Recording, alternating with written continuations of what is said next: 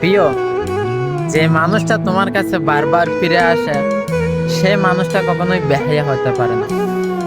আর যে মানুষটা তোমাকে বারবার বলে ভালোবাসি, ভালোবাসবো, সে মানুষটা কখনোই প্রতারক হতে পারে না। যে মানুষটা তোমাকে বলে আমার জীবনের সবচেয়ে সেরা একজন মানুষ হলে তুমি, সে মানুষটাই কখনোই বেঈমান হতে পারে না।